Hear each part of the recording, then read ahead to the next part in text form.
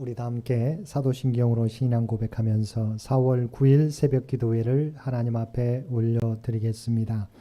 전능하사 천지를 만드신 하나님 아버지를 내가 믿사오며 그 외아들 우리 주 예수 그리스도를 믿사오니 이는 성령으로 잉태하사 동정녀 마리아에게 나시고 본디오 빌라도에게 고난을 받으사 십자가에 못 박혀 죽으시고 장사한 지 사흘 만에 죽은 자 가운데서 다시 살아나시며 하늘에 오르사 전능하신 하나님 우편에 앉아 계시다가 저리로서 산자와 죽은 자를 심판하러 오시리라. 성령을 믿사오며 거룩한 공회와 성도가 서로 교통하는 것과 죄를 사하여 주시는 것과 몸이 다시 사는 것과 영원히 사는 것을 믿사옵나이다. 아멘. 우리 다 함께 찬송 20장, 통합찬송가 41장입니다. 찬송 20장, 통합찬송가 41장입니다.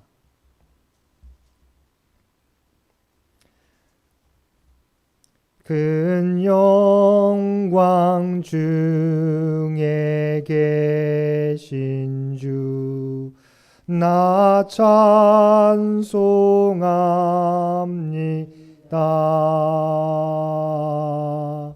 영원히 계신 주 이름 나 찬송합니다.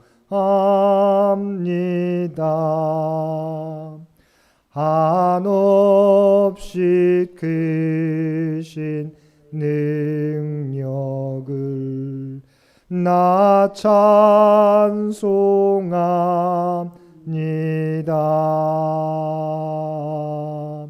참되고 미쁜 그 언약 나 찬송합니다.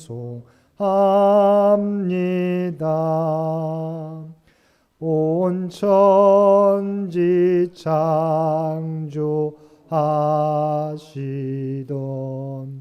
그 말씀이 믿어 영원히 변치 않는 줄 나 믿사옵니다. 그 온유하신 줌성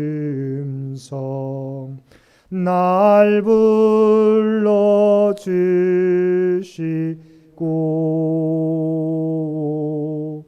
그 품에 품어 주시니 나 찬송합니다.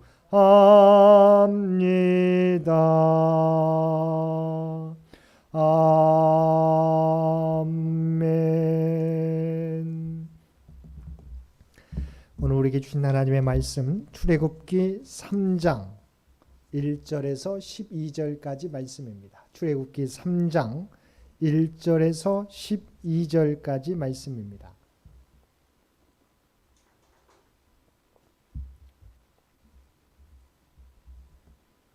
우리 주신 말씀 3장 1절에서 12절까지 한 절씩 교독합니다.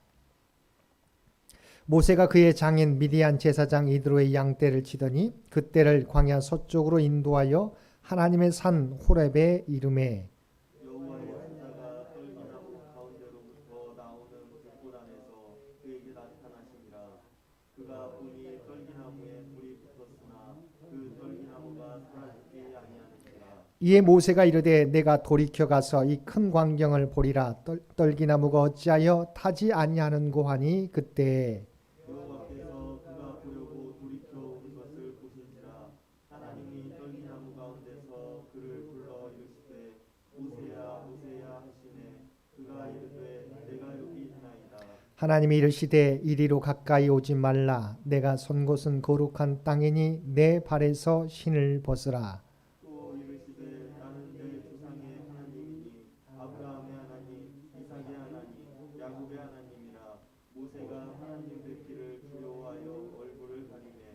여호와께서 이르시되 내가 애굽에 있는 내 백성의 고통을 분명히 보고 그들이 그들의 감독자로 말미암아 부르짖음을 듣고 그 근심을 알고 내가 내려가서 그들을 애굽인의 손에서 건져내고 그들을 그 땅에서 인도하여 아름답고 광대한 땅, 덕과 꿀이 흐르는 땅, 곧 가나안 족속, 헷 족속, 아모리 족속, 브리스 족속, 히 족속, 여부스 족속의 지방에 데려가려 하노라.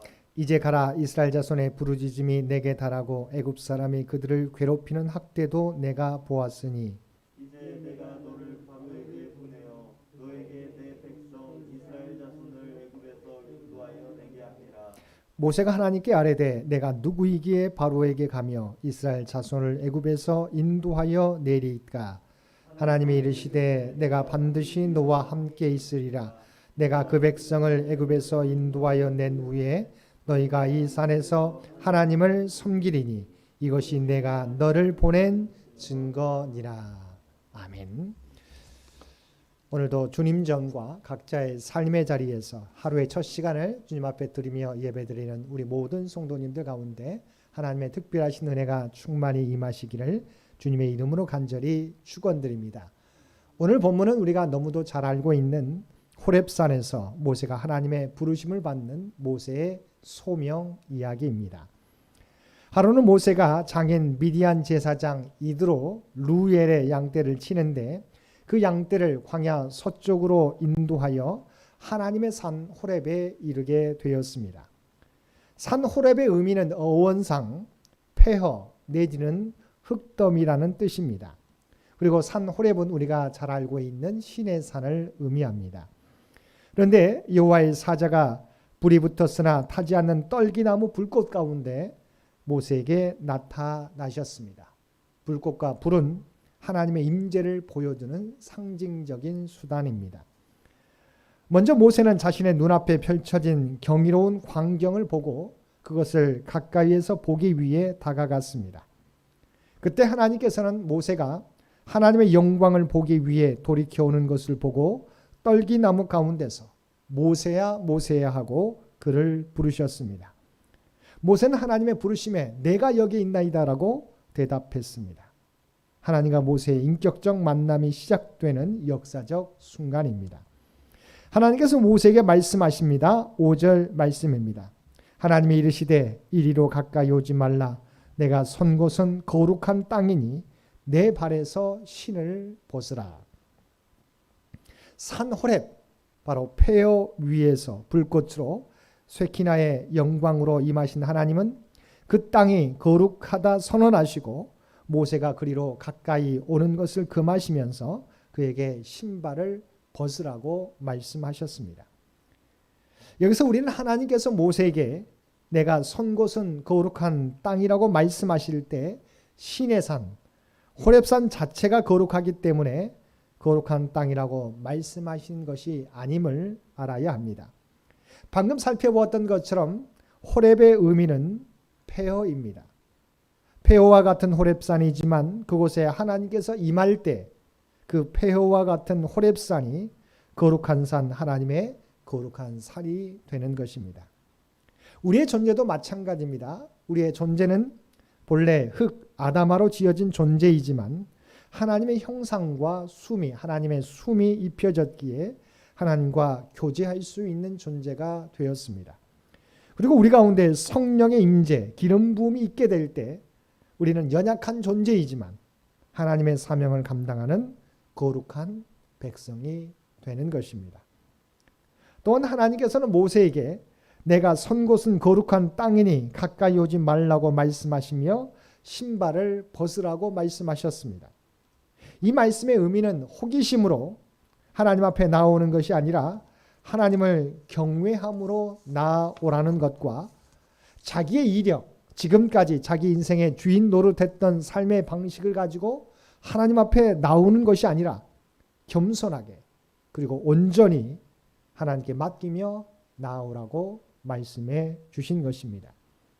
우리가 하나님 앞에 나아갈 때도 마찬가지입니다. 자신의 생각과 경험을 주장하기 위해서 하나님 앞에 나오는 것이 아니라 하나님의 주권에 순종하려는 겸손한 마음으로 나아오라는 것입니다. 하나님은 모세에게 자신에 대하여 나는 내 조상의 하나님이니 아브라함의 하나님, 이삭의 하나님, 야곱의 하나님이라고 소개해 주셨습니다. 이것이 의미하는 것은 하나님께서 아브라함과 이삭과 그리고 야곱과 맺은 언약을 기억하고 이루시는 신실하신 하나님이심을 나타내시는 것입니다. 모세는 자신 앞에 임재하시는 분이 누구인지 깨닫게 되자 이전에 불 가운데 타지 않는 떨긴 나무를 보고자 했던 것과는 달리 하나님 배우기를 두려워하며 얼굴을 가렸습니다. 바로 이것이 우리가 하나님을 온전히 만났을 때의 반응입니다. 예수님을 만났을 때 베드로의 반응도 다음과 같았습니다. 주여 나를 떠나소서 나는 죄인이로소이다. 우리가 하나님 앞에 나아가는데도 하나님을 경외하는 마음이 없다면 우리의 믿음을 돌아보아야 하는 것입니다. 이렇게 자신을 모세에게 소개하신 하나님께서는 자신이 모세에게 찾아온 이유와 목적을 구체적으로 설명해 주셨습니다. 우선 하나님께서는 당신의 백성이 애굽에서 당하는 고통을 분명히 보고 그들의 입에서 터져나오는 탄식과 부르짖음을 듣고 그들의 근심을 알고 계시다고 말씀해 주셨습니다. 그리고 하나님께서 이스라엘 백성들이 처한 현실을 타개하기 위해 그들을 애굽에서 건져내겠다는 의지를 강력하게 말씀해 주셨습니다. 8절 말씀입니다. 내가 내려가서 그들을 애굽인의 손에서 건져내고 그들을 그 땅에서 인도하여 아름답고 광대한 땅, 젖과 꿀이 흐르는 땅, 곧 가나안 족속, 헷 족속, 아모리 족속, 브리스 족속, 히위 족속, 여부스 족속의 지방에 데려가려 하노라. 그리고 하나님께서는 이스라엘 자손을 애굽에서 인도하여 내기 위하여 모세를 애굽의 바로에게 보내신다고 말씀해 주셨습니다. 9절과 10절 말씀입니다. 이제 가라. 이스라엘 자손의 부르짖음이 내게 달하고 애굽 사람이 그들을 괴롭히는 학대도 내가 보았으니 이제 내가 너를 바로에게 보내어 너에게 내 백성 이스라엘 자손을 애굽에서 인도하여 내게 하리라.